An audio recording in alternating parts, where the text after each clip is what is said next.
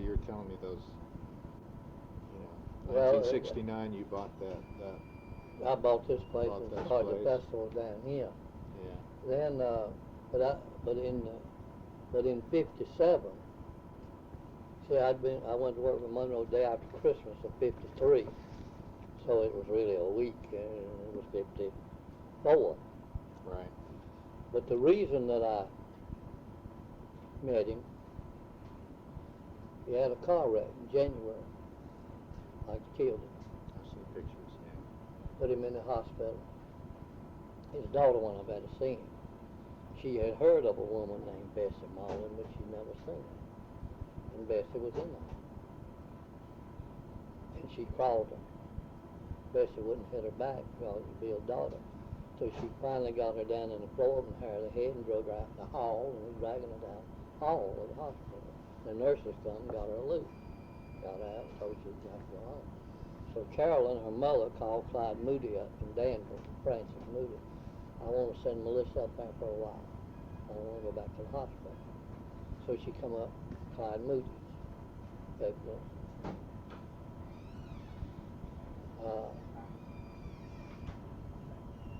March, Clyde Moody called me in Reidsville. I had some little local bands that having me get them some days, and I was working at a band plant. And Clyde Moody, I went over to see Clyde and play a dance for this Lions Club, and I knocked it and went in his trailer, and Francis there. I was talking to him, and this girl walks down from the back of the trailer and comes up in the living room. And I looked at her. Francis Moody said, Carlton, I want you to meet Melissa Monroe, Bill Monroe's daughter. On my life, I will never tell you a lie sitting at this table. I said, yeah, I know who it is. How would you know who I am? I just knew you. Bill Monroe's daughter. What you doing up here? I just come to stay with Francis and Clyde a while.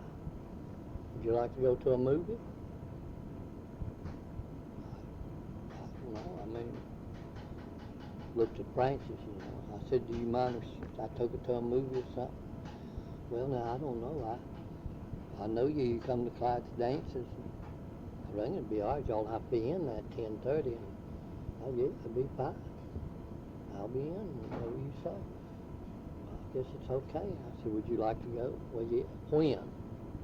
Well, whenever you want to. It was Tuesday, I said, how about tomorrow night? Okay. So I went and picked her up, and we went to a drive-in. And March, she goes back home, stays a while, comes back in April.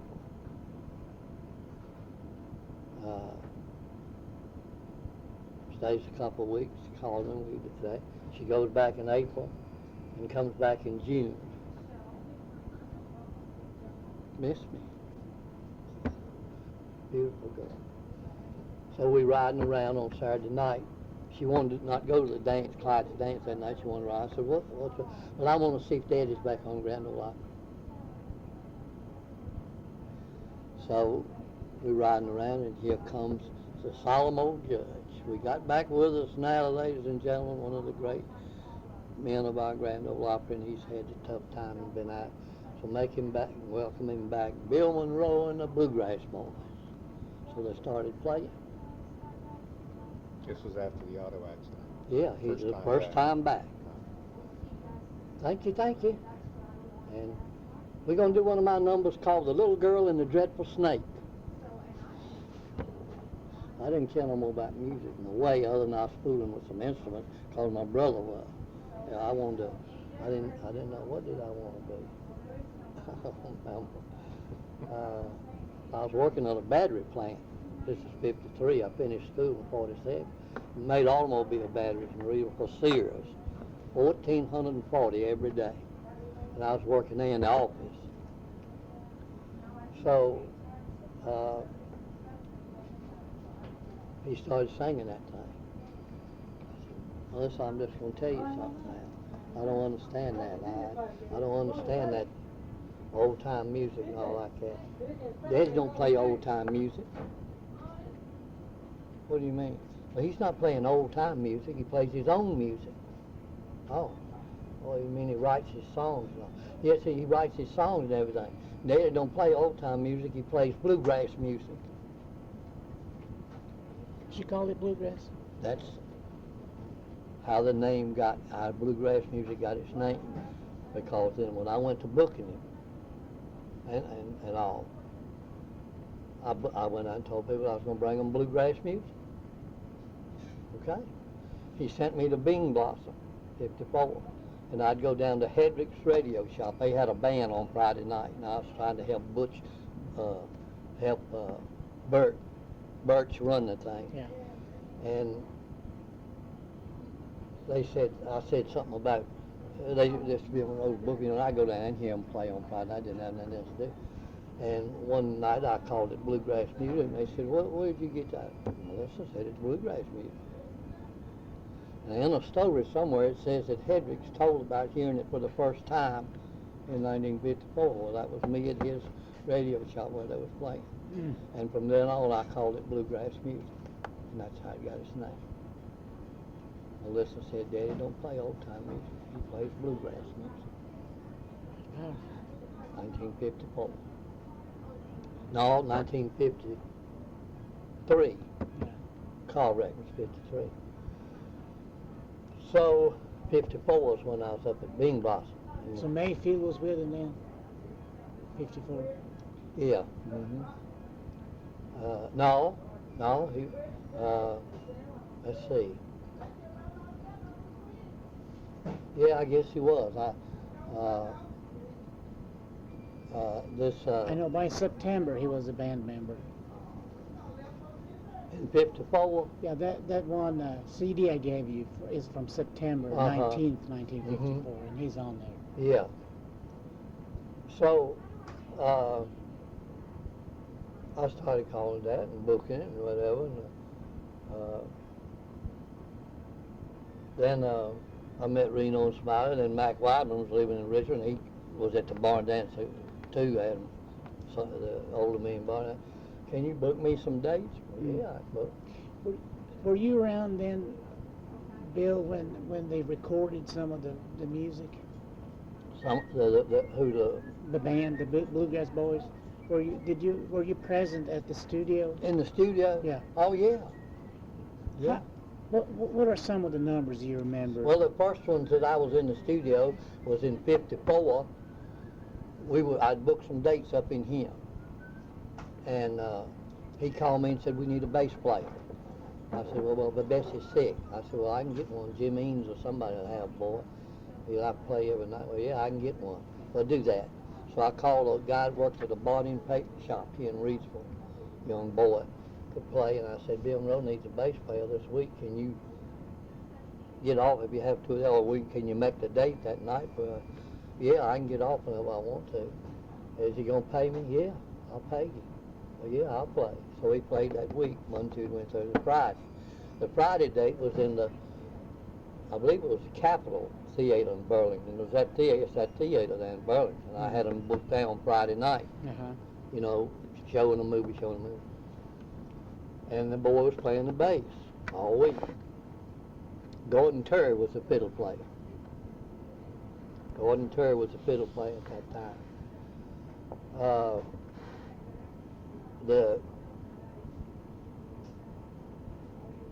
So Friday night we're doing the shows, and the boy's playing bass, done blistered his fingers, you know, because he wasn't a bass player. That's right. So Monroe was in the middle of the show, said, now you playing fiddle some too, don't you? Yeah, well he knew it because they'd been playing around the rooms, you know. Well, get your fiddle, and I play one. Let Gordon play the bass. So he handed him a bass, and he run off and got the fiddle and come back. Play that Sally Gooden. Let's play that one. And he played it, man, you know. Well, I like that. Let's play something else, and he played another one and two of them. Well, now that's fine fiddle playing. You know, now how would you like to be my fiddle player? Gordon, you know, I'm over here watching him. I see Gordon smiling instead of, well, I'd love to someday, the boy said. He was about 20 years old. well, you my fiddle player. And we all laughed and got the bass back and then they finished the show and come on. The boy went up to Bill and said, Mr. Monroe, you reckon I could ever play for you? Fiddle or anything? Well, I just hired you. What do you mean? Well, I just hired you out there. You my fiddle player. Well, you got one. Well, he's leaving tonight. Farron Young called him this afternoon. Farron's in service. He promised to play with him when he got out and lead the band. And he told me today he was leaving. So you my fiddle player. Well, when do I start? Well, we go to Nashville tonight. Oh. So the boy called his mama here in Reidsville. They put 2 suitcases of clothes together, brought them to Burlington, and Bobby Hicks went to Nashville. Wow.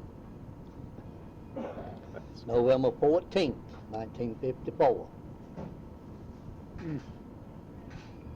And was a fiddle player. The next day on the Grand Ole. So they recorded shortly thereafter. Now, Bill tells me in December, this is November 14th, one day in December, get the recording studio lined up. I got some numbers I want to do. I said, well, what day? Well, whenever they open. And when I called Bradley's Quonset hut, you know what that is now? Mm-hmm. Yeah. Bradley's barn was a Quonset hut. You know what gave it its famous sound? The top was round. Bouncing down, Acoustics were good. it comes to the middle. A square one will come. So I call them, I said, we just got one the 30th, December 30th. I said, well, the 31st is, I know, well, I'll call him and ask him. So I called him and asked him, yeah, that'll be fine. Friday night the 30th, we play it. Then we got to play the Opry Saturday and go to West Virginia Sunday, Bill. I got the dates. He said, yeah, that'll be fine. So I set it up for the Friday night, and we get in there. And he says, we're going to do this number. Charlie, you get your fiddle. Charlie Klein was there. Jackie Phelps was the guitar player. And here's what, we're going to do a thing here that I've been working on. He started playing. And played it, and they started to play the fiddle and started playing it and playing it.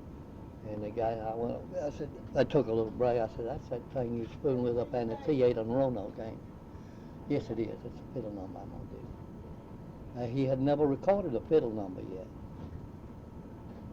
1954, he'd never recorded it on this record. I did a fiddle instrument. Fiddle cheesesteak. Yeah. Thank you. So,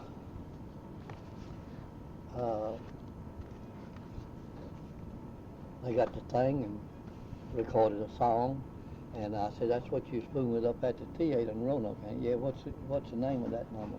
Well, I hadn't named it yet. I said, you spoon with it in Roanoke, why don't you call it Roanoke? Yeah, that would be a good name. So the first fiddle number we recorded was Roanoke. I gave it to him. Then he said, the next one we're going to do is just Bobby. Bobby, get Charlie, you get a guitar. Okay. So he started and said, now I'm going to do this. Ha, ha, ha, ha, ha, ha. Can you do that, Bobby? And then I'm going to go. I'm going to play this. He said, now, this is Cheyenne. It's an Indian song. I said, it'd be nice if we had 4 or 5 Indians to do that part with you, wouldn't it? But we don't have them. The engineer was in there moving mics, and he looked at me and said, what did you say? I said, it'd be nice if we had a group of Indians. Wait a minute. So he set a mic right there with that round bass on the bottom, and one beside of it, and one right there. He went in the control room and said, Mr. Monroe, do it on them 3 mics. Right in there. That's the first time that reverb was ever recorded in Nashville, Tennessee. There was echo, they called it, but it had never been brought to town on and built them chambers and all that. It was the first time in reverb or echo type, because all 3 mics. It's just a little bit on there, but you can hear it. Oh, yeah. And it's the first time it was ever recorded. Then he said, y'all get the fiddles again, we're going to do another one. and they did the other one. That was the first time he'd recorded any fiddle numbers, was them three with Hicks. So it was Roanoke, Cheyenne, and what is it? Roanoke, Cheyenne, Wheelhouse. Yeah. I asked him what a wheelhouse was. He said, the man that leads the horses or something. I don't know exactly. But anyway, now we got to back up again because wheelhouse.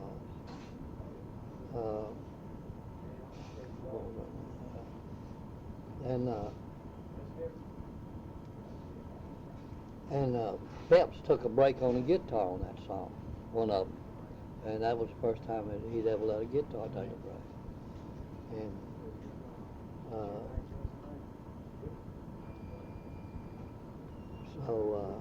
Did they cut it in one time? You remember how many times they tried these songs before they got it right, to where Monroe liked it? Hicks was playing it note for note. The way Bill had taught him. Yeah, now let me, Bill I know what I was going to do. Back up 4 or 5 months. I'm booking some dates, book Bill up here and all, and Jim Eames wanted to book some dates for a week, and I said, well, book them.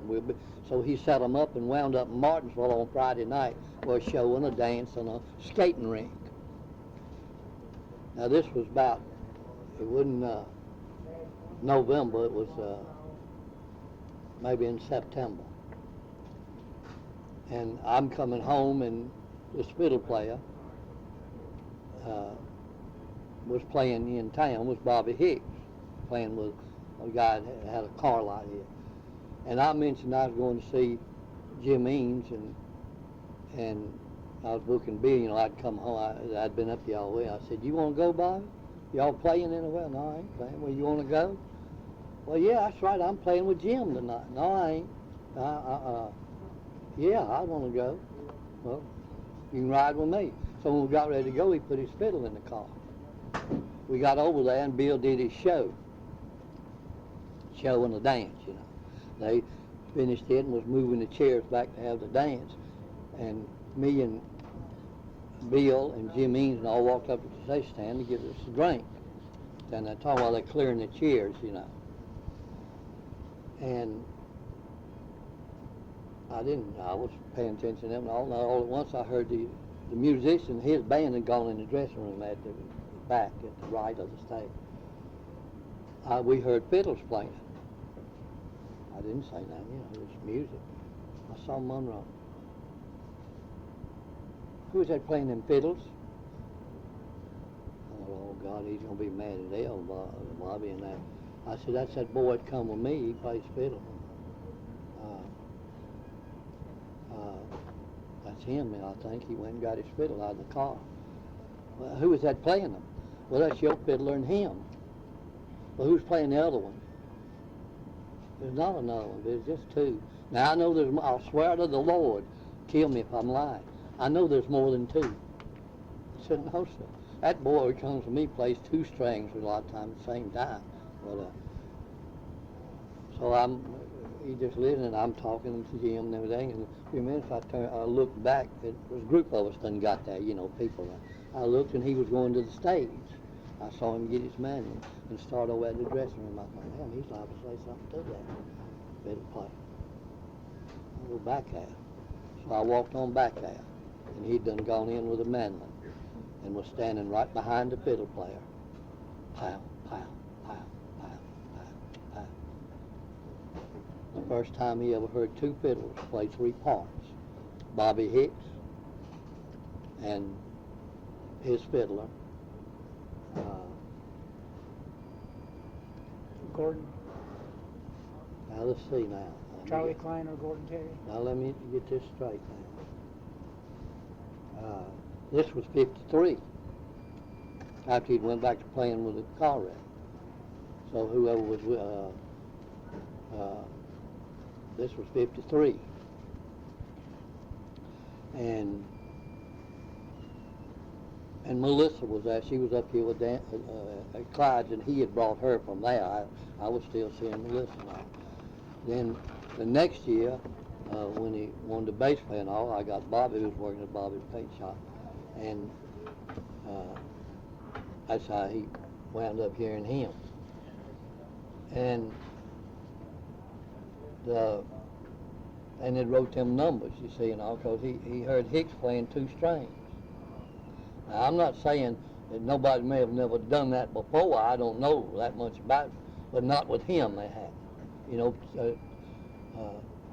with another fiddle. Now, Chubby may have played 2 strings or gone into them two, but I'm talking about putting the other fiddle in with it. Which, so that's how Bob, when I told him I could get Bobby Hicks to play bass, he probably, but he didn't know that Gordon was quitting until that Friday, but all of it worked out. So Bobby recorded them 3 in December 30, 54. And now, I come home in 55, I'm on the road another year, and I'm home and Alan Shelton's here. And he's playing with the farm hands because the guy that headed the band down there, I can't think of his name right now, was on there. They had fired him because he was drinking. And they had changed their name to the farm hands, and they left him stay on PTM. They got the job on the barn dance, and I went down with Alan and met Reno and Smiley, and I was booking Bill. Okay, here's a little thing. I had called some theaters in Charlotte, Stewart and Everett Theaters. I thought they owned a bunch of theaters. Well, what they did was book the movies for the theaters in South Carolina and North Carolina. You know, schedule the movies. Mm-hmm. And I called them and said, I got a guy formed the band, Don Reno and Red Smiley, and they need some dates. I've been playing Monroe in these. Can you put them back in them theaters? In fact, I'll furnish you one every 2 or 3 weeks, because the theater business was dead. A thing called television had killed it. People staying home didn't have to go to movies. Yeah. And they said, yeah, Bill Monroe? I said, yeah, put him in every one of them. How many you got? 90 theaters. We booked the movies for them, schedule the movies. But we can schedule, let's do that. So I went on to Charlotte and set up January, February, and March with Reno and Smiley, which Bill was there. And when I carried them back, they like to fell out. Of course, Donna done went over and said, damn guy said he was going to book January, February, and March. He's the biggest pile of bullshit I've heard. When I handed it to him, I'll never forget his face. I said, there's your date. All these dates booked, I said, every one of them. Well, why don't you just take us and book us? You got it. Just tell me when you don't want to work, not when you want to. Okay? So then Wiseman wanted them, and then Carlton and Ralph called, and first thing you know, I had about 7 bands and booked them. In them theaters and the whole thing, I'd say. So that's how I met Reno and Smiley and got to booking all them. Now I'm going to tell you something that you probably never heard. The first Bluegrass Festival was not Labor Day weekend, 1965. It was New Year's weekend, 1963.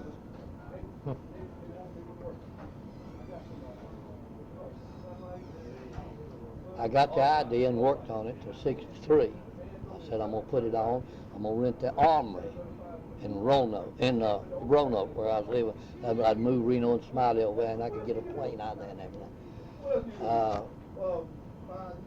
I'm going to have it New Year's weekend, 63, and I'll rent the Armory. So I did. And I hired Bill Monroe, Reno and Smiley, Stanley Brothers, Clyde Moody, Jim Eames, bunch of them.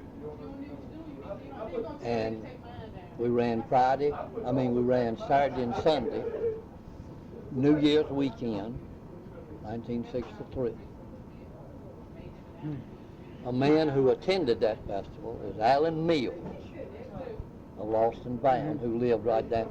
He came to that festival. He can vouch for the fact, and may have the tickets, I don't know, but he was there. He's told me every time. He said, man, I seen you in 63. I said, I know that. But that was the first festival. I was going to do it again in '64, and it snowed 18 inches in Virginia. Look it up in the weather I thing. believe it. And they called me. I was going to go to Richmond and have it in the auditorium on Friday and Saturday, my barn and all that. And they called me and said, on Friday, you can't use the auditorium in downtown. It's 18 inches. We can't clear the streets, parking lots, and nothing. They own the building too, you know. And that date's counted. I said, well, God, I said, well, nobody can come. Roanoke had 3 weeks in a row on a Wednesday that snowed 18 inches each time. They had to call out the National Guard and brought soldiers and people in the mountains, Clifton Forge and all of that, couldn't get out. They had to take food in to them. And so I didn't run '64. I said, okay, I'll go outdoors and do it in the summertime. So that's when man had the horse farm. And I went over there and said I'll do it Labor Day weekend. That's how. And that was what they call the first 3 day. The other one was first 2 day. Carlton, going back to the recording, so the thing with Wheelhouse and Cheyenne and Roanoke, that was the first session you sat in on? Yeah. What, you remember what came next? No, I don't remember because. You remember some of the other sessions? No,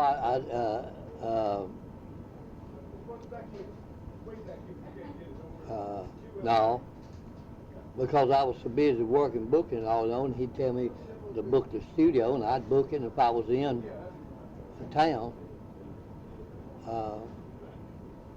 I'd go down there and I'd go over there, but Hicks stayed with him a long time. How did Bill feel about recording? Was he? He had the numbers ready when they went in there, and they'd hear them for the first time. They'd play them in 15 minutes, and he'd tell the man he's ready. So he didn't really rehearse the band before they went in the studio? They may have out on the dates. See, I had so many acts running, I'd go with some of them. I don't know when. I know they just know them. He did a hymn session right after that, and he'd work on the songs, and then see, Martin had left, and Ray Taylor had left, and all that for the Roanoke session, I call it, you know. Yeah. So he was changing, like Carlos Brock went to work. Noah Crace was in that band there. I don't think they ever recorded, but the band and the members were changing, and he done had Jimmy Martin, you see, and he kept Charlie Klein for it.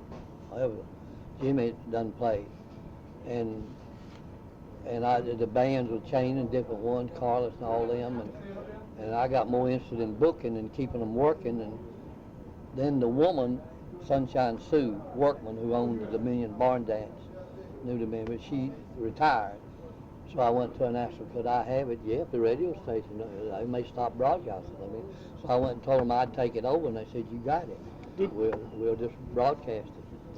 Did you plug his albums? Was that part of your job to kind of promote his albums at all? No. That was that guy, I guess. Well, yeah, he. I don't know whether he even had any on shows. I don't remember ever hearing him say we got records with us. I don't remember that, if they ever did. It was strictly Decker, and a lot of them had started. You see, I don't know when that 45 came into being, but you couldn't do much hauling them 78s around. Yeah. They'd break up. The artists didn't sell them. When they got to 45s, some of them started selling them and all. So, but I don't remember him, all of them. Don Red eventually, on King, had the albums long, but they'd carry a few of them to sell and the whole thing. So, after I ran the Armory Festival, it was 2 days, and then it snowed the next New Year's.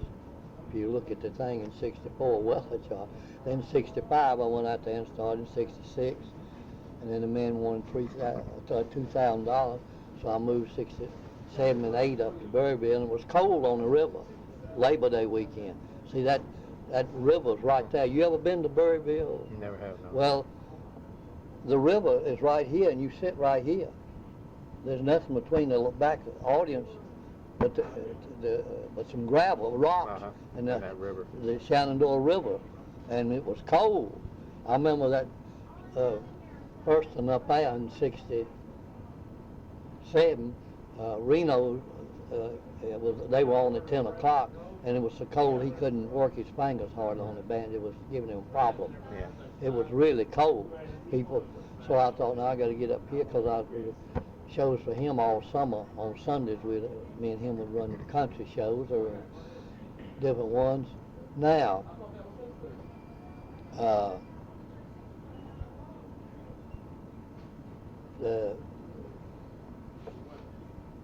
so we in the back. So I take Reno Smiley and get him a guest shot on Grand Ole Opry, 1957. I believe it was in November. So we go down to be a guest on Grand Ole Opry, and we using the same dressing room. Bill's in there. Hank Snow uses that room and all that. And we all in there and everything. And then the man comes to the door and says, "Bill, Jimmy Martin's outside. Said you sent for him." "Well, I'll take care of it." So he turned to me and said, "Go out there and tell him let Jimmy in." I didn't send for him, but that's the only way they'll let him in. Anybody. They wouldn't let anybody in the back unless one of the artists requested, because he ain't got no business. So I went and told the guard. Bill said, "Well, let Jim in." "Well, yeah, all right, Jim, Bill, see you." So he comes on in, gets in the dressing room, and they laugh and, shake, "Hey, how you doing?" all that. And I'm in there, and they picking a little bit and all. I said, "Bill, you and Jimmy sang one." "Well, let me get a guitar." So somebody handed him a guitar. Red wouldn't let nobody have his D45. D45 there.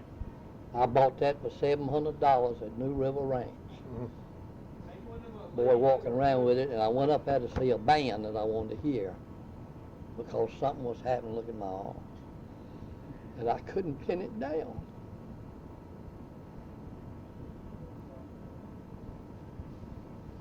You see, I can hear things y'all can't hear.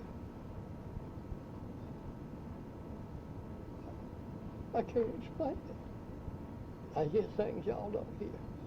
I don't mean just you two. Monroe may or may not. I hired Ray Price in 1962, first country acts I started putting on shows with.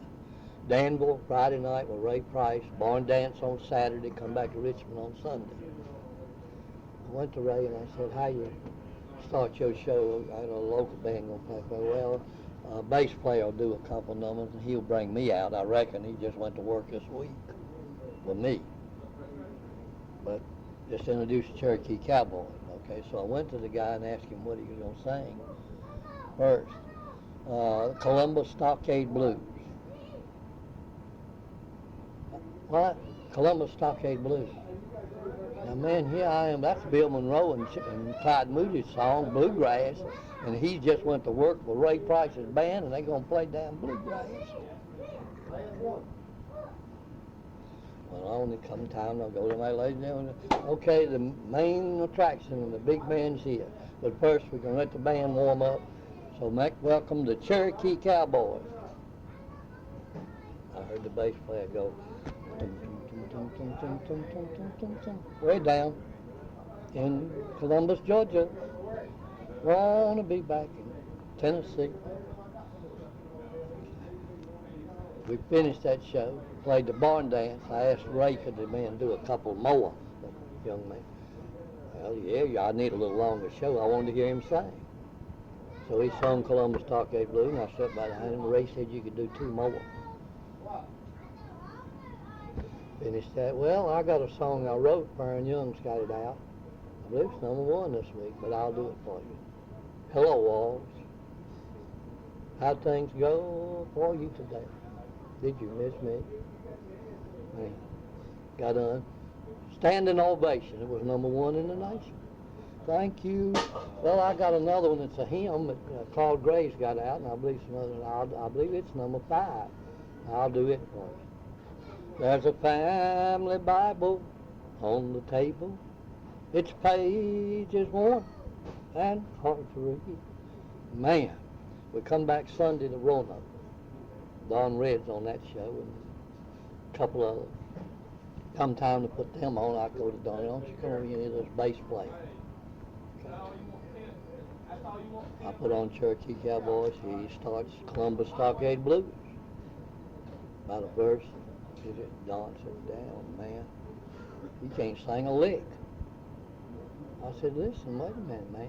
Red said, hell, he can't even stay with the music. Damn, and walked off. When he come off, after the show, I asked him if he tried to get on record. Yeah. Year and a half in Nashville, started. Send me a tape. I know the man on King Records, Reno and Smiley. I'll send it to him, see if I can get you on King Records in Cincinnati. Okay. 3 months later, he sent me a tape. I sent it up there, and Mr. Nathan sent it back and said he couldn't use that. I read where Cashbox magazine, where they, Liberty Records was going to start recording country acts, and that Joe Allison out in California would be the office and head man. Because a lot of acts they call country out there, you know.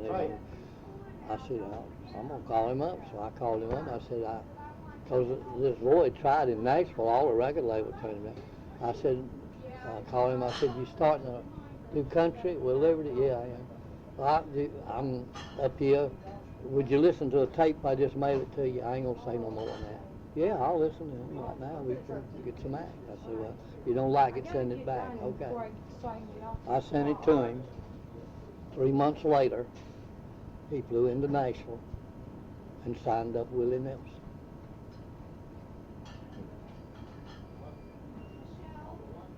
Saw a TV show in Knoxville. I run a show there. Stayed over that night, Monday morning, 6 to 7, Cas Walker Supermarkets. A little girl song.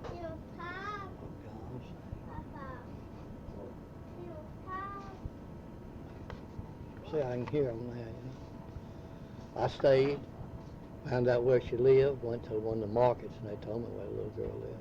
Went over and seen her mama, asked her, could I help her maybe, or get started, go to Nashville. No, you can't take her to no Nashville. Besides, she's got another year of school, and she's just 17. I said, well, I'll come back next year. So the next year I went back. She was 18. That's not, I told her I'd try to help her. Well, I tell you what, I'll agree with you taking her if you let her uncle go with her and stay with her. Okay? So they come on down the next week, and they got them a place to stay or something. And I took a tape out, Monument Records, and they signed up Dolly Parton. Now everybody thinks when Dolly Parton quit, when Norma Jean quit Porter Wagner show, that Dolly Parton went to work, followed Norma Jean, but that's not true. Did you ever think about that? Or, well, when Norma Jean quit, Porter called me and said, I got to have a girl singer. I said, there's one right down the hall. I had a bunch of boys down there, and he let me use his office to rehearse the songs I was going to record them. And this girl come down there and was listening to them, and we took a break, and somebody said, you'll hear her sing. I asked her to sing. Oh, yeah, take this guitar, and she did. I said, huh? You get me a song, and I'll pay for recording you like I am his boys. Oh, yeah, I know. I said, no, I got a woman. You get me a song. So, I'm back down there 2 or 3 weeks later in Porter's office. She seen me and said, hey, I got me a song. I said, come down here and sing it. And she brought a guitar and come down there and sung it. I said, all you got to do now is tell me when you want to record it. Well, what do you mean? Well, I said, I can get a record label with that song. All right, who wrote it? My boyfriend. I said, well, marry him. My God. She did, and lived with him 20 years. His name was Hank Cochran. And now Norma Jean quits, and Porter called me and said, I got to have a girl singer. I said, there's one right down the hall, man. Where? At 4-Star Music. She good? She's good. He called me 2 days later and said, I hired her. Her name was Jeannie Seeley. She followed Norma Jean. worked a year and a half, had the hit, Don't Touch Me If You Don't Love Me. That was a song she sung with me. Your hand is like a torch when you touch me. And she married the guy. Now, she works a year and a half, and she had a hit. That was a hit. That wasn't just a pumped up, that was a hit. You couldn't turn the radio on without Your Hand is Like a Torch when you touch. So she could get dates more than she was back before the wagon. Her husband was Hank Cochran. He knew every book in town, every record man, so she quit. Porter called me, I need another girl singer. You know where there's 4? I said, well, yeah. Well, send me one on Monday, one on Tuesday, one on Wednesday, and one on Thursday. And I'll pick one, okay? So I called 4, a girl in Atlanta, a girl that was working with Jimmy Dean in Washington. I can't remember her name right now. And then a girl in Roanoke, where I was living with Reno and Smythe, she could sing. And the girl in Knoxville. So they went, them one on each day, and sung, and the next Monday Porter called me and said, I'm going to take the girl from Roanoke, Shirley Hunter. She can sing, man. I said, yeah, and cute, and I said, yeah, I'll call her and tell her. I called, I said, Shirley, he picked you. I got something to tell you. What? I ain't going. Why? You'll be on television at Porter White Show. You'll be the biggest guy. I ain't going. Why? I got a husband. He said, if you think I'm going to sit at home every weekend and you off on a bus with a bunch of men, you crazy. And I love him and I'm not go. I said, okay. I called Porter and he said, well, get me that one from Knoxville. They want to look at her, but they don't want to hear her. So I called Dolly Parton and told her she had the job.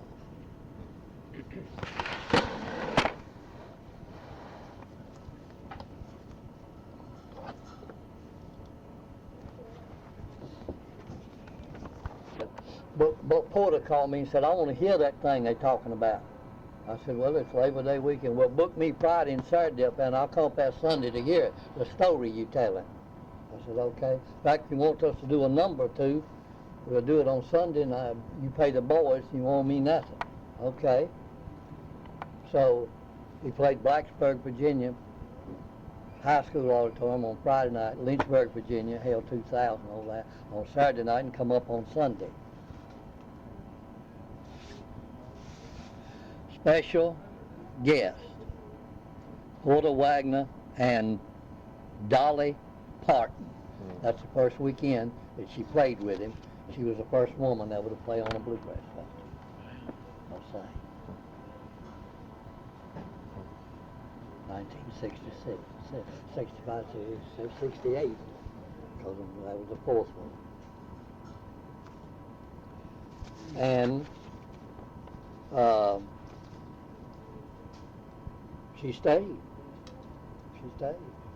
Now, also, Shirley Hunter, the girl in Roanoke, wanted to make a record up there, a little studio, McGraw studio, and Jim and Jesse done been up there and recording some of them all. I said, okay, Shirley, I'll help you.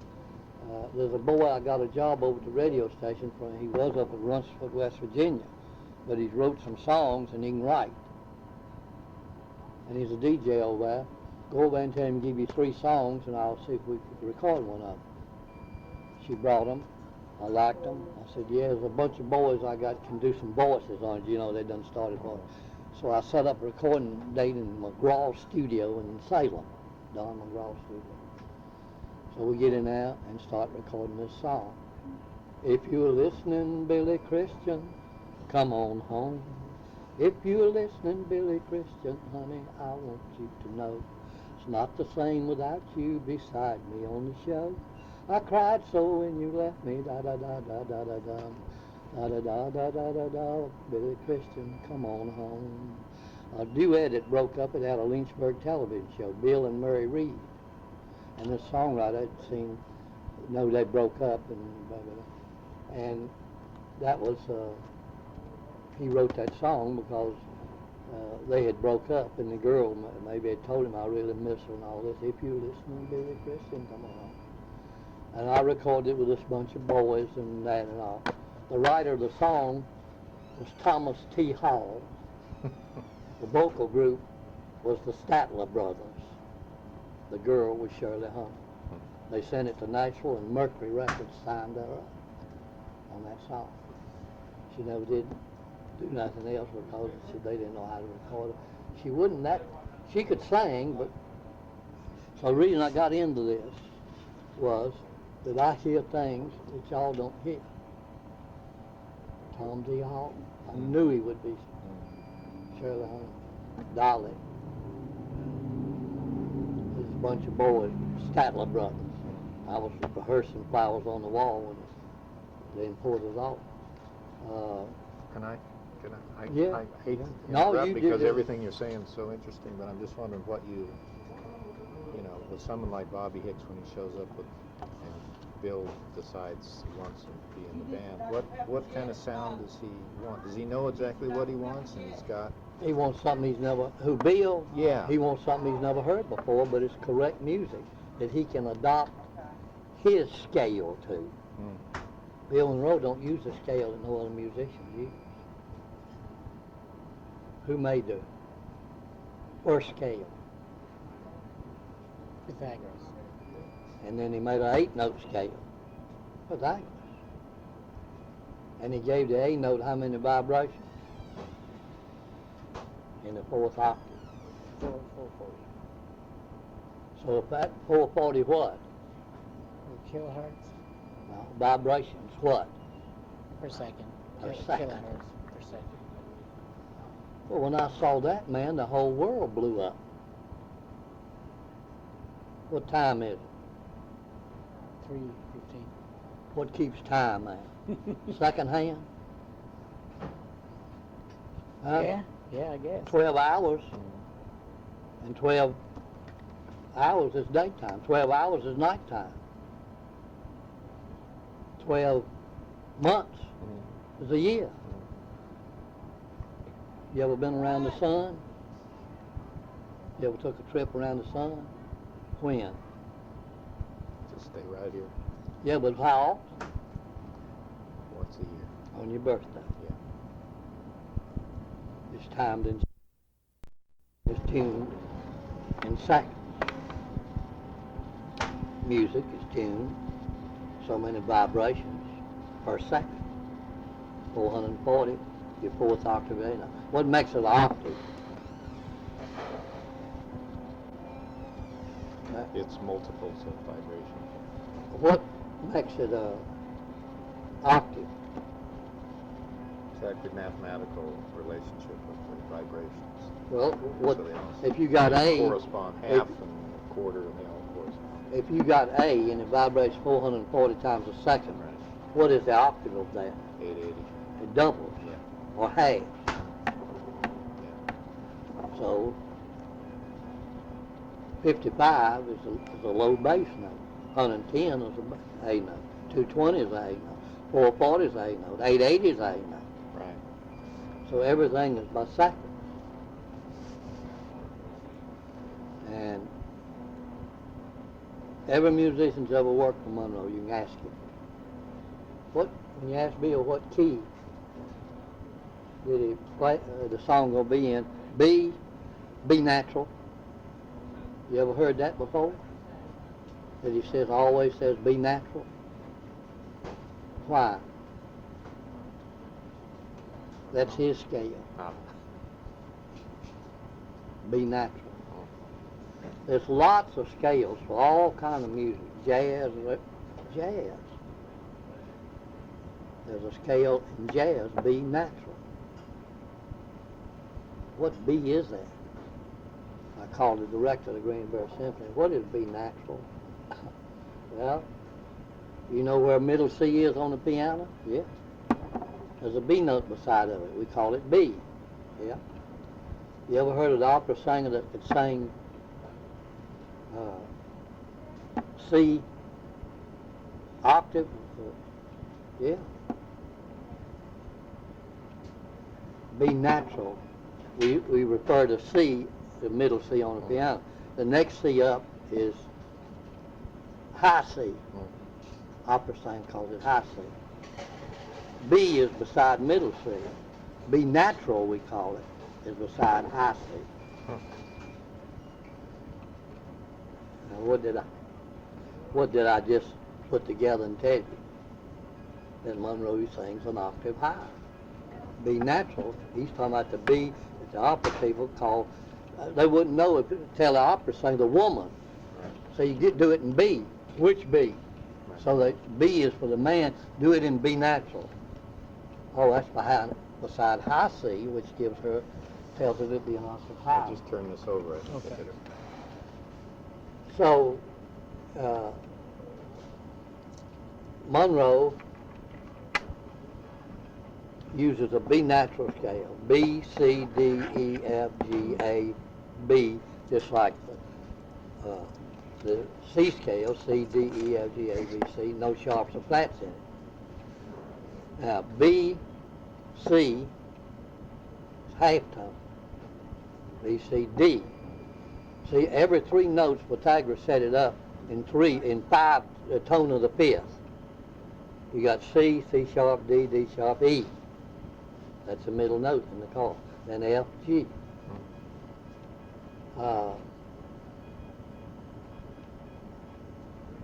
Then you take the 5th tone, G, and do that. You got 1 sharp in it. Take the 5th out of that, D, and you got 2 sharps in it, the way it runs, you know. So,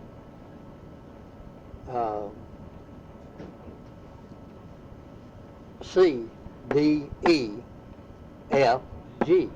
There's 4 half tones on the bottom, 3 on the top. If you lower the middle one down a half tone, take your 12-note scale. Let's do the chromatic. C, C sharp, D, D sharp, E.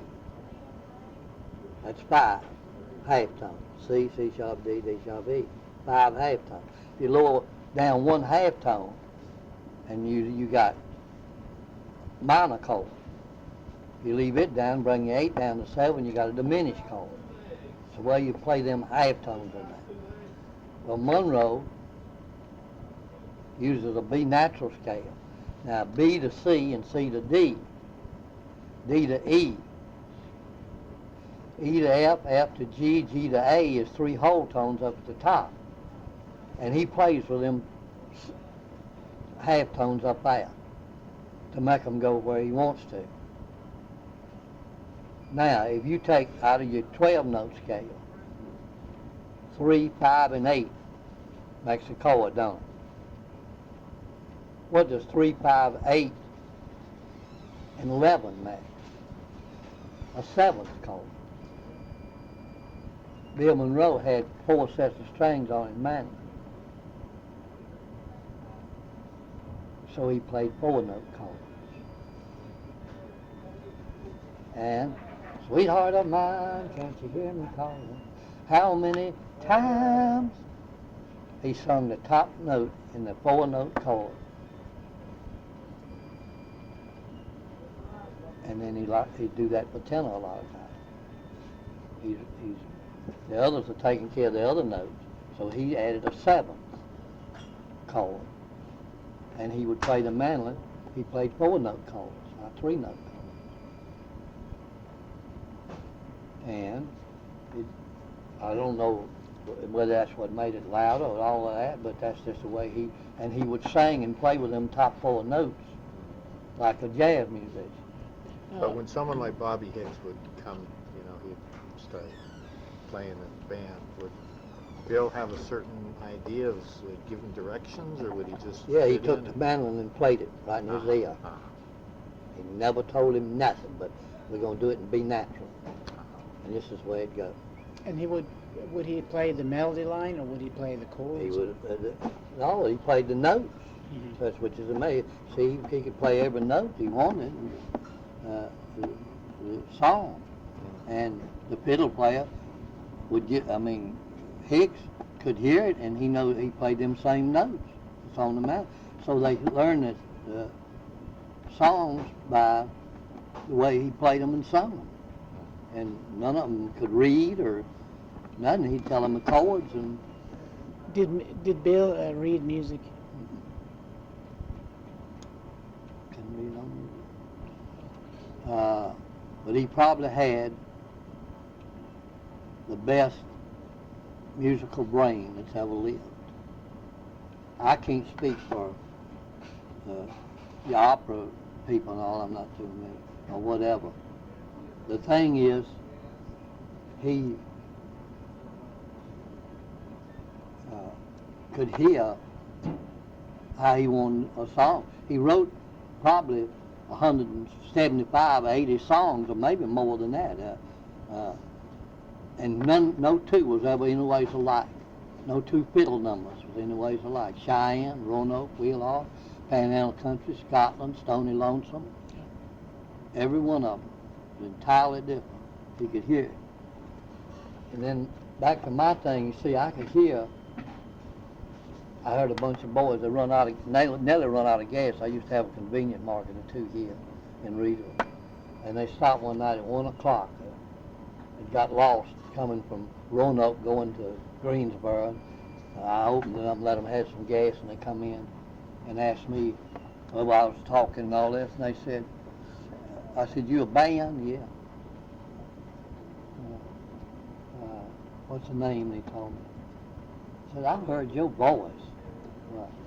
You a musician, anything? You ever made records? No. Oh yeah, I made some records with Merle Haggard. What do you mean? Right inside of me, and Okie from Muskogee, that's me talking. Damn, that's Carlton Haney. Yeah, I said, yeah. Him, we've heard that album, and we've heard, and let's all, I'll be done. What are you doing here? I said, I was born and raised here. Yeah, well, y'all, what's the name of your band? Alabama. I said, well, I'll never forget. I said, you may make it in the South, but you ain't gonna never do nothing up north, man. We got an album. You want one? We'll give you one. If you'll sign a couple of them for us. I said, okay, and they left me one. A week or two later, I played it, and there was a song on it, Tennessee River is high and wide, left my baby on the other side. What's that the tune of? If you don't like my peaches, don't shake my tree, stay out of my orchard. Well, I'm in Nashville working, and I called up a man over at RCA. I said, there's a bunch down yonder in Myrtle Beach you can sing. Can they come up in? Hey, you know damn well we're going to listen to anybody you send up here. Okay. So I called them. They didn't believe it, and I called the man. They did, and they went to Nashville and signed them up. Alabama. Then they needed some booking. I said, hell, Billy Craddock's got a manager over here. Just managing him, probably take you. I called him, yeah, send him over and let me hear him, and he went. But I didn't know that he had a contract with Billy for not to manage nobody but Billy. But he signed the band up. He goes to Greensboro and tells Billy, I want you to sign your contract just 9 months. Well, hell, what's the hurry, Dale Mars? Well, I just want to get it done. Well, hell, it's 9 months to renew a new contract. What's going on? And I said, I ain't going to sign it now. Well, I signed another band. No, you can't do that. We got an agreement. You can't manage nobody but me. Well, I've signed them up. Long story that after they got going over about 6, 8, 10 months of a year, Billy sued him, and they settled eventually out of court for $400,000. And Dale kept Alabama and Billy.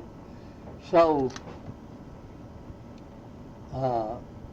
I could hear things that nobody could hear. And I thought I could hear a sound. Dolly, Jeannie Seeley, Alabama, Statler Brothers. Carlton, you started telling us about a story about Jimmy Martin coming in backstage at the Opry. Oh, yeah.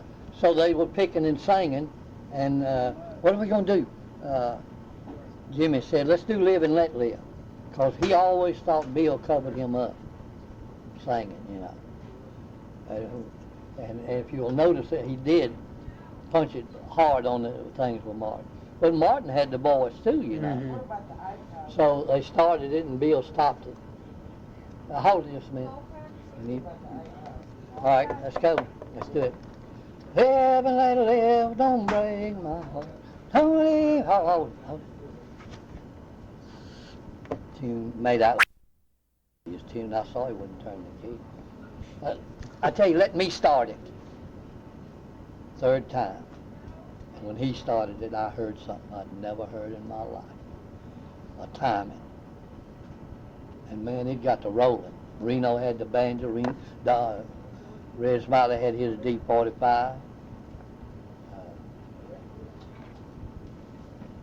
There was a woman, that had a son that was in the Navy at Norfolk. She lived out west, and she'd come to visit him 2 or 3 times a year and call me to play on the barn dance. I'd pay her $250 and bought a plane ticket. First time I put her on there, she come out and I introduced him and make her welcome. Okay, I'll start my songs. Okay, I'm a going down, down, down. I'm a going down. Oh, hold it. She wasn't playing nothing now, just singing. Hold it. Y'all get with me now, the band, staff band. Right on the stage, right on. I'm a going down, down, down. Hold it. Hey, drummer, you see this leg right here? You get with it. When you see me shake it, you hit too. Don't pay no attention to this one. Don't hit nothing on this one. I'm a going down, down, down. I'm a going down, down. God Almighty. There it is. Monroe's time. Show's over. I said, honey, you ever thought about doing a bluegrass album or something? If I get Bill Monroe to play Mandolin and Reno and Smiley, she loved them. So back you up, will you do a bluegrass album? You bet you. If you get them. I called Bill and asked him would he do it for me. Yeah, I set up the date and carried Don and Red to Nashville. Went in the studio and we recorded the bluegrass album by Rose Maddox. And she sung, and we did 7 of Bill's songs. Bill played mandolin on that. 7 of them, his songs.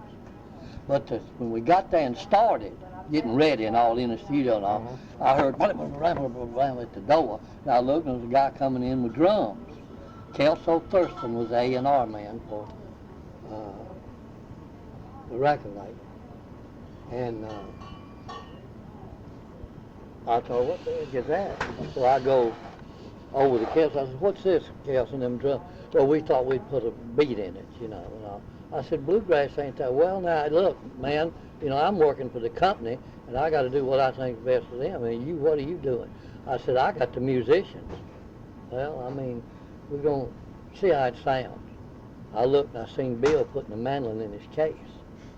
I said, Kelso, what's Bill doing? He's putting the mandolin in his case. I think he's going to take a break. I said, you damn right, he's going home. What? I said, yeah, I guarantee. Wait a minute. So we walk over. Bill, what was it? Well, I don't play with drums. Oh, well, Bill, we thought we'd put a little beat. I'll put the beat in it. That's fine. You can do it. No, wait a minute. Hey, get them drums out of here. I'll pay you. Make your sheet and all. You'll get paid. We just ain't gonna use them. So we recorded the 7 songs of Bill.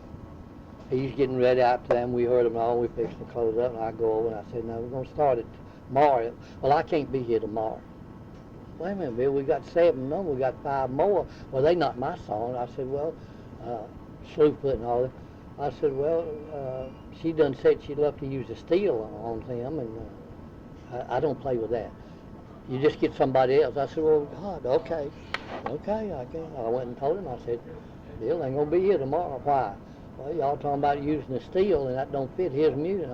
Well, hell, I didn't think it'd matter a little bit. He could play with that, couldn't he? I said, he can play with anything if it's right. If it's wrong, he don't want to hear it. Well, what are we going to do? I said, there's a little girl done come to town here.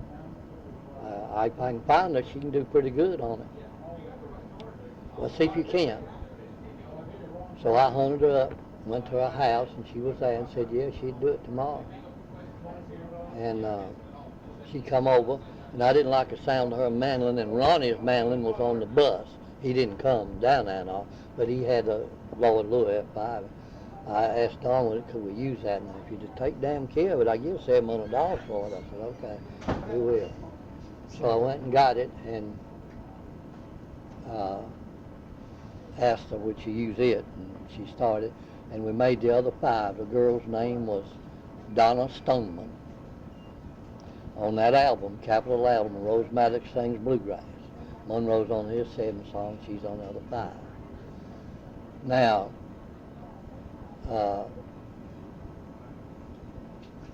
she had the same timing that Monroe had. Roasted. Yeah. And when I heard her sing on it, I knew that she had the same thing, man. The only other person that I've ever met that had exactly the same timing as Monroe. There's not another one before they play with him. And nearly every one of them that played with him has no idea that they got it, that it's different, that they don't, except they can't play with nobody else. Why? Well, everybody else is out of time. They don't say, because I'm in perfect time. They say everybody else is out of time. So the timing, you say, well, Monroe, the Baron Burline was down in Florida, places. He'd call me and cry on the phone. I can't play with him. I said, Baron, there ain't nothing you can do. But then what am I going to do? I said, go home and open you up a music store and start you a Saturday night thing. Well, that's what he's still doing. He's in Oklahoma with a music store and has a jamboree there on Saturday nights. And they're all called Bobby Hicks and them. So I'm running the 1970 festival out here, 69 first, 70. 2 boys showed up at the gate. Somebody come and said the 2 old boys up there, 15, 16 years old, ain't got enough money. They buy tickets to get back home, get gas. They didn't know there's $22 a piece for the whole festival, $44. I'll go up there, so I went up there and they're standing there. I said, y'all, where y'all from? He told me. I said, y'all come all the way here, and didn't know how you go, what to do with that. No, we didn't know it cost that much. We should buy them tickets. We ain't got enough money to get gas back home. I said, say it again. If we buy tickets, we don't have enough money to get back home. I said, you say something. I say what he said. We don't have enough money to get back home. We come up here. I said, we just heard of this thing and festival. We love this music. Oh, you sing? Yeah. All right, I'll tell you what I'm going to do. I'm going to take you down there. I'm going to find me a band. Y'all sing 2 songs, 4 different times. Every time that band goes on, he's going to call you out of that. And y'all going to sing for your tickets. And if you ain't there to do them, I'm going to put you back out in the road. Well, I know, we'll be there. I mean, well, who's your favorite band? Ralph Stanley. All right, I'll get him to play for you. Huh? I said, I'll get him to play for you. Oh. So they did 4 times. It was on his show. One of them was named Ricky Skaggs. The other one was named Keith Whitley. The next year, 71, we run the festival, and I made a movie. You ever seen that? Oh, yeah, I got it. Well, you'll see the mandolin players, Ricky Skaggs. Yeah, in the pink shirts. The mandolin players, Ricky Skaggs, and the guitar players, Keith Whitley. That's a great, that's a wonderful movie. The next year, they were with the rap. But I heard that, well, I could hear them talk. I could hear something about it.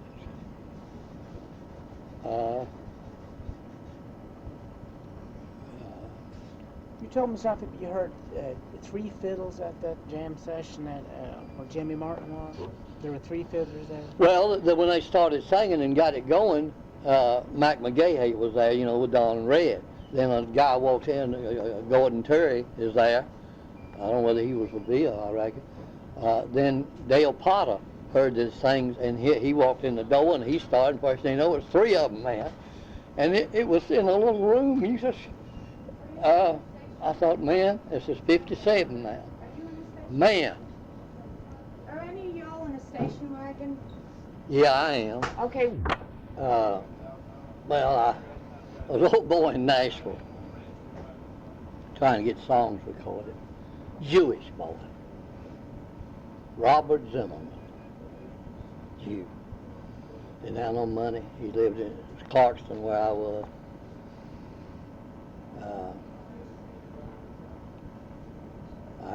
told people, I said, man, he's got songs. Got songs. Well, let's hear him. So I'd take him up 2 or 3 records. They'd take me in the back. Hey, for God's sake, don't bring that boy back up here. I said, listen, man, don't bring him back up here. I don't understand that. And inside, for God's sake. So 7 months he stayed there and then it starved. I mean, he didn't have breakfast was 30 cents. Coffee was a nickel. Every morning he'd see me. He stayed in the hotel where I stayed when I was in town. He'd see me leave at Clarkston. In about 5 minutes, he'd come on to the restaurant. Robert, you had breakfast? No, I'm just going to get coffee. No, come on, I'll get you breakfast. Have breakfast for me. Well, I just can't. Oh, so I don't mind. Fine. 7 months. We eating. I'm going home, man. Where? Back to Minnesota, where I was born. And I said, well, I tried, but I carried you to 5 record labels. They just don't understand or something. Man, you got it if you just... I hear things, man. I know you do. But I'm going home, so he did. And he went home.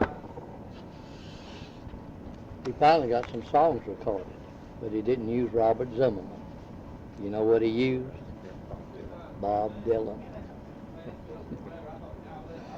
So, I could just hear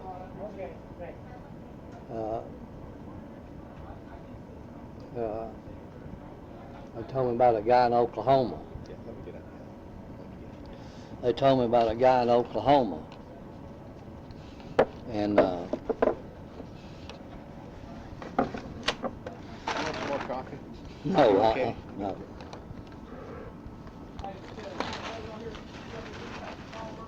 You saw that one?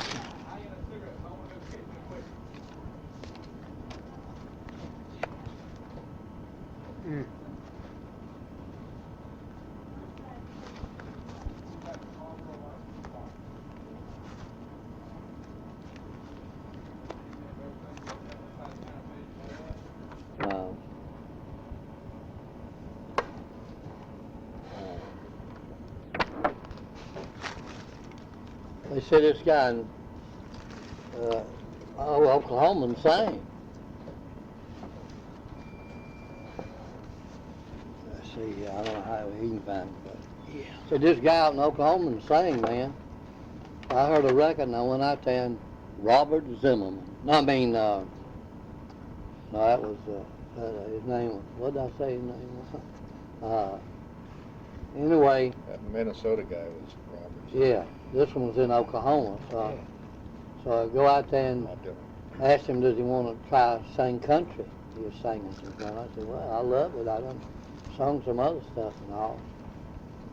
And I said, well, come to Nashville, let me see. I'll do this. So, okay, I'll come out in a week or two. So a week or two later, he come to Nashville. I carried him up Decca Records first. Owen Bradley. He listened, yeah, man, you come out here. Yeah, we'll sign you up 3 years. He said, no, you won't either. Why? I'll sign 1 year. We don't do that. Well, that's fine. I'm going on.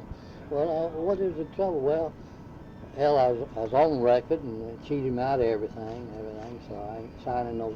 I'll sign 1 year. Let me talk to him up in New York. So he called back a day or two. We stayed there. Said they'd do it if he'd signed 2 years, split it with him. So when I told him, he said, okay, we'll try it. And so we went in there. He brought some songs and made them. And see her there at the table, watch her pull at the label of the bottle she just drank dry. If she should change her mind, give up the bright lights and the wine, I'd wait to be the next in line. I said, man, we got them done. They come out and it was made good. I was going to record the song. I said, God, why are you saying she's down there drinking and all this? She'll quit drinking and she'll come. Oh, the hell, she ain't going to quit. I mean, what, the next one, darling, you know I wouldn't lie. I've been going with this girl. We married, see. Been going with this girl, slipping around on you. Now I'm coming here and telling you, honey, I've been slipping around on you. I'm telling you now, I'm quitting. I ain't gonna do it no more. I said, do you think a damn woman would believe that? I mean, she's gonna say, okay, I'm glad you had a good time. What? Well, what do you? Well, tell a woman you love her. For God's sake, man. Well, write something. Oh, hell, now don't start me writing. I got all I. Well, hell, you think you know? I said, well, I can tell a woman I love her and make it rhyme. Well, do it. All right. So I got a pencil and paper, and the next day or two, and wrote it down, showed it to him. He recorded it. To see an angel cry. I saw a girl crying in a truck stop, and I'm begging this guy not to leave her, and I heard him say, go to hell, you bitch, I'm leaving. And he got up and walked out, and I thought she was the prettiest thing I ever seen. I like heavy women. She was heavy. I took a napkin and wrote, see her there, see her crying. She thinks she loves him so. She don't know how much it hurts to hear her begging not to go. If she were mine, I'd hold her forever. Dry the tears from her eyes.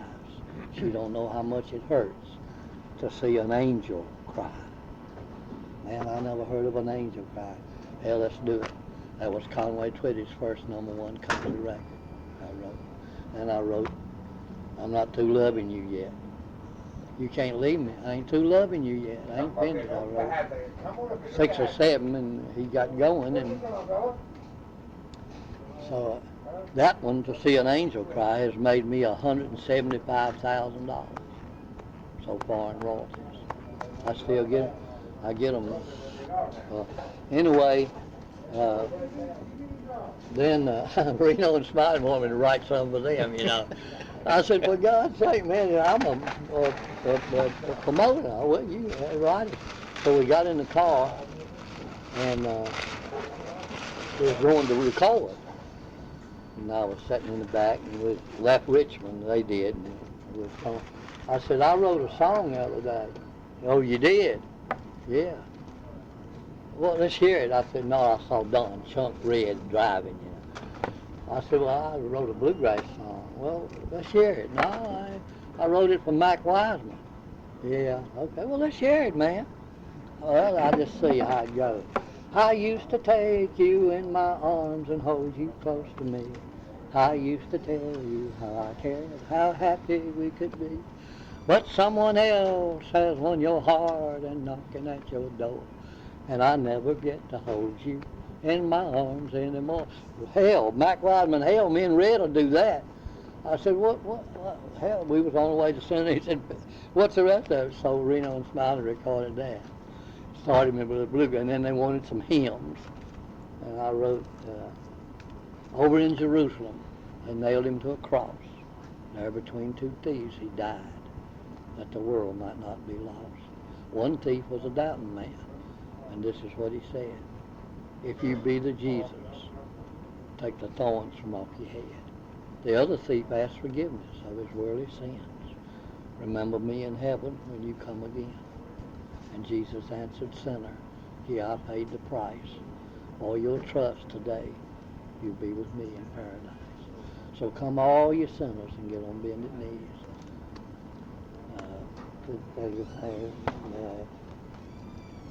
Anyway, they recorded that hymn, and we was going and was on the way, and Don said, you got anything right? I said, no, man, y'all, well, we want a comedy song. We you know, something to laugh. I said, well, I can write that in a minute or two. Well, here, and he handed me the tablet when we was in the car. And I wrote a song called Jimmy Caught the Dickens Pushing Ernest in the Tub. Red has quit his, let's see, Don has quit scrubbing and gone crazy to the bat when Don fell down 2 stories and mashed poor Lester flat. You ought to see Red Smiley. He's grinning like a squirrel. They caught poor Don in Reno for stealing Minnie's pearl. Now, don't anybody get offended. This song is just a rub. But Jimmy Caught the Dickens pushing Ernest in the tub. That's a good one. That's great. So there's a rare picture. Yeah. Who is it? Charlie Monroe. And who? Well, I saw that Zeke Morris. That's I don't know who that is. That's not Zeke Morris. There. The thing was, this is the first, after they broke up, this is the first thing that Charlie went out with. Still advertised, wait a minute, it might be, still advertised Charlie, Monroe, and Bill. And he'd get to the schoolhouse and it packed and he'd get up and you know how Charlie, you ever see him, Charlie Monroe, laugh and, No. well, he laughed and carried on all the time. And he'd tell, now I'll tell you something, y'all folks. I don't have my brother Bill with me anymore, but I got Bill with me. Bill Callahan. Bill Callahan, yeah. Bill Callahan and Zeke Morris. And he done suckered them in. It was Charlie Monroe and Bill. And that was another thing that caused them to have a little falling out and didn't speak and all. He would do that and Bill got mad about it. I mean, he's advertising Charlie Monroe and Bill now. But that's the first ones that he went out to play. Carlton, you were very close to them, weren't you? To who? Carl. Well, it just like, you see, just like all entertainers, I mean, I know them all. I thought the world of them. One left, he's gone. Curly Sackler.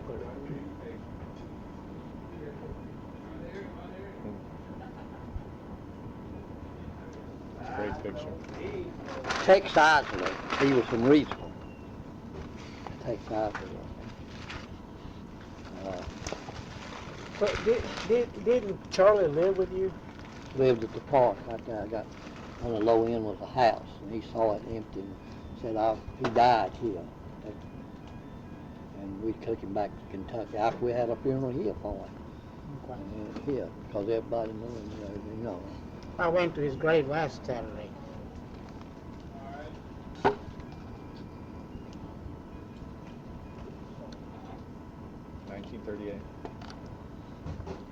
That's the year they broke up. Yeah.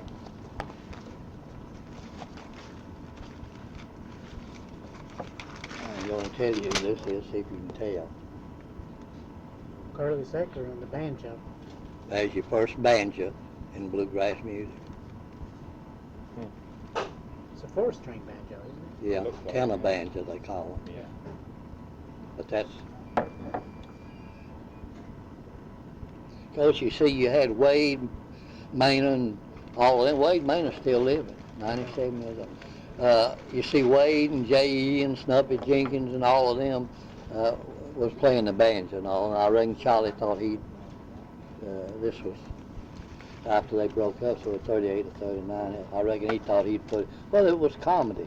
Now there's a, So these are great pictures. it? That's the flat on the banjo. who's a woman. His wife. Yeah.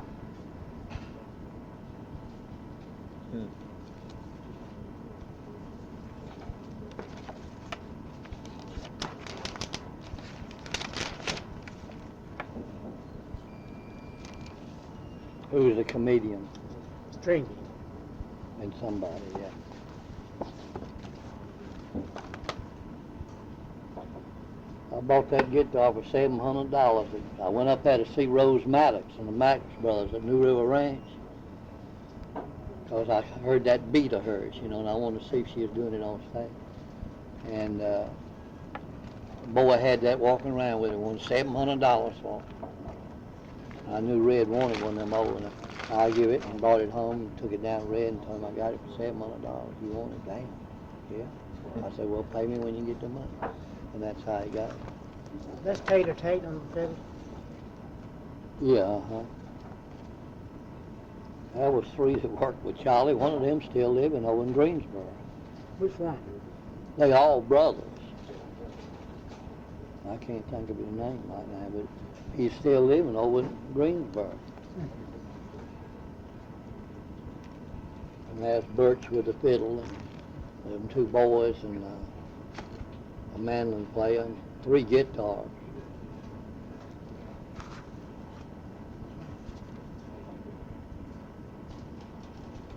Some wonderful pictures. There's Bean with the banjo. He worked with Charlie first. He did? Yeah, so he worked with Bill. That's where I had the first festival. Mm-hmm.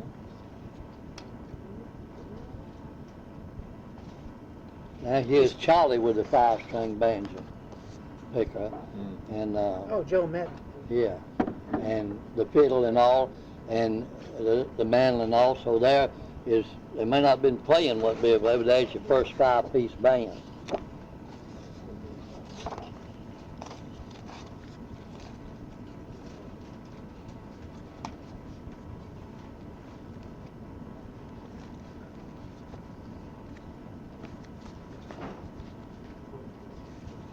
See with that? Changed his looks a little bit. Yeah, you have. There's to see an angel cry, maybe some money.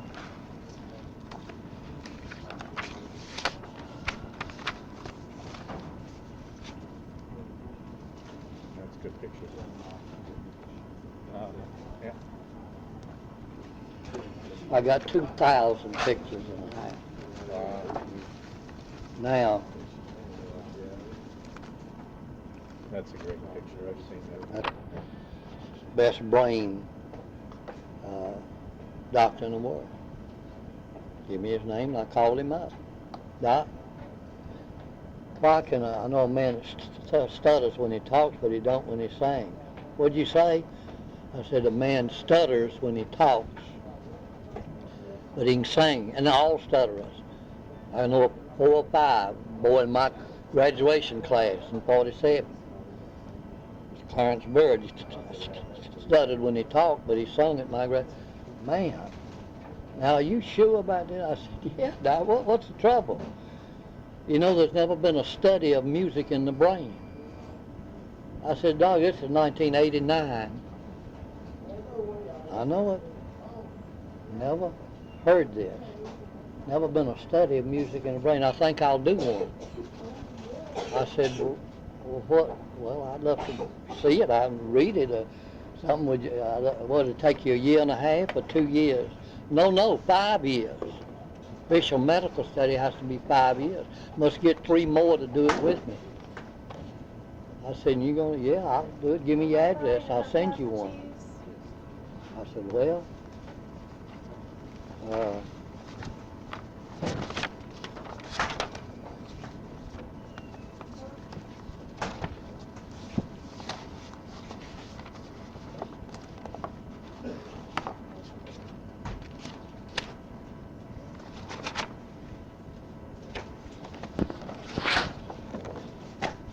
There it is.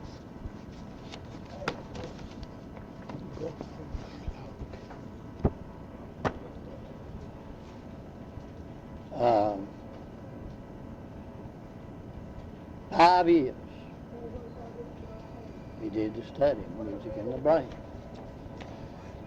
There's one interesting thing he found out in this study, 5-year study, that people with perfect pitch started learning music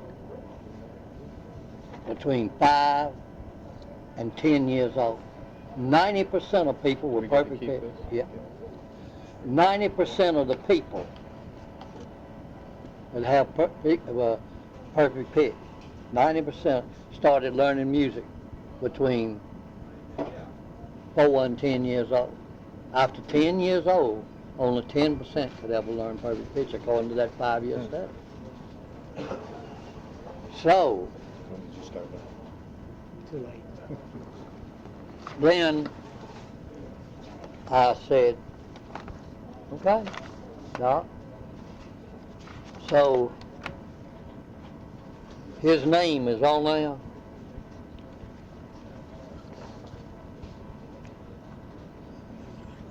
Somewhere in it. Which one? Who? Starts with a S-H. Schlaug. The 3 Germans and the Chinese. Gottfried Schlaug. Yeah. Mm-hmm. Bianca. Mm-hmm. Helmuth Steinmetz. And I can't pronounce the other one. All right. Now you put his name in your computer. Schlaug. There's his name. Uh-huh. If you'll put his name in the computer,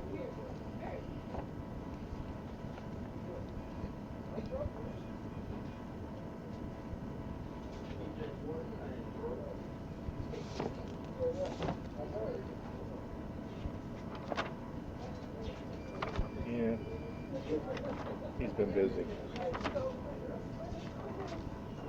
40 studies going on right now of music in the brain at Harvard and Bethel Hospital. That come out of the computer just a few days ago. And you'll find out, all these are studies about music in the brain, the musical brain. And they got a lot of them going now. Now, after 5 years, he sent me that. There's a copy of that. And then, 5 years later, 2 years ago, he started in 90 and 95. And he started another one. I was out at the park, and we had a festival 2 years ago, last one I had. Guy come up on Saturday, 4th of July weekend. Said, you seen the Burlington paper today? I said, no, it's interesting. He handed me the paper, not the headline, but down here on the front page, black letters, musicians' brain larger than others. At the bottom, 2-column story. You know who did the study? Same man. Musicians' brain larger than others.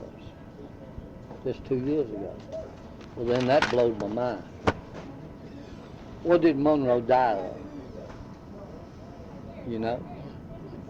He had several. What caused him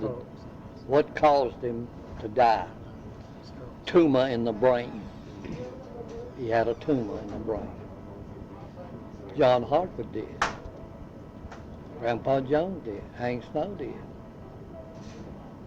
Can musicians' brain larger than others? Can music cause tumors? The vibrations for years and years? No, I'm not. I'm going to call the man and ask him. Can it? There's 7 in the last 5 years died in Nashville with tumors in the brain. Oh, you would have to look at other statistics too, you know. Well, I mean, that's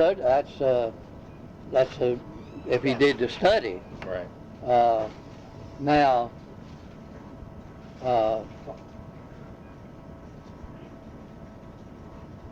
let's hope that ain't true, but Well, let's hope. but the thing that's good, I mean, the thing that would help is that all of them was in Nashville. He can contact, see, all of them at one hospital's got all the records for that, and 5 years. So that's shocking. That's if it come up true, because he's already said musicians' brains larger than others, and you can get it on there and see. You put it on there and you'll get a list of all them. It's on the computer, you see. And Carlton, when you told Bill about the first Bluegrass Festival, your idea about a Bluegrass Festival, how did he respond to that? He never said nothing. Never said a word. You see, when I heard that in that dressing room, and he started it, and Martin, who had worked with him, was right in that time with him. Reno, Red, them fiddles. I thought, man, if people could hear that, could hear what I hear, they'd come. Well, that's been 37 years ago or more. No, that was 57. I worked on it till 60, and then decided I was going to do it in 63. So in 62, I rented the thing and ran it on New Year's of 63, 2 days. It snowed the next weekend. I said, I'm going outdoors. So, and get a place, and I did. And I knew if I could hear or get close to hearing what I was hearing, they'd come. You give Chubby Wise and Jim Eames a hand for participating in our story. Here's some boys. Curtis Blackwell was a former Bluegrass boy and worked with Bill Monroe. And They've got to go back to South Carolina. We make some commitments there, and some of them got to go to Columbia. So we're going to get them on so they'll be able to go. And I want to do this number especially for Butch Robbins' father, who's been a helper of all our festivals and our bluegrass music, and he's helped Butch a lot, and he's helped Bill Monroe a lot. So if he's in the crowd, we're going to do this part of the program especially for him, because Butch is going to play banjo. Butch Robbins from Radford, Virginia.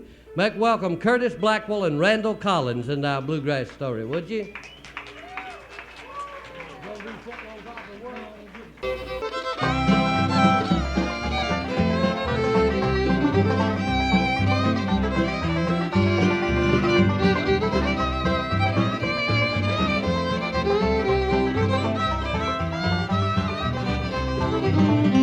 Stayed awake last night and I walked the floor.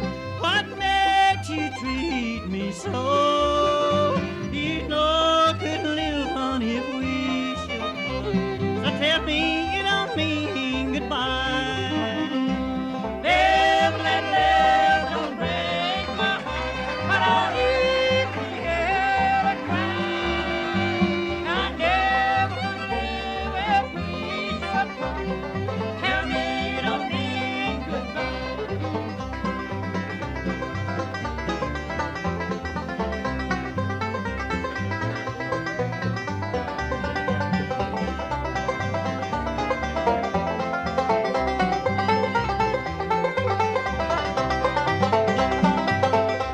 You're the one who's making me so blue. You're the one who's making me cry.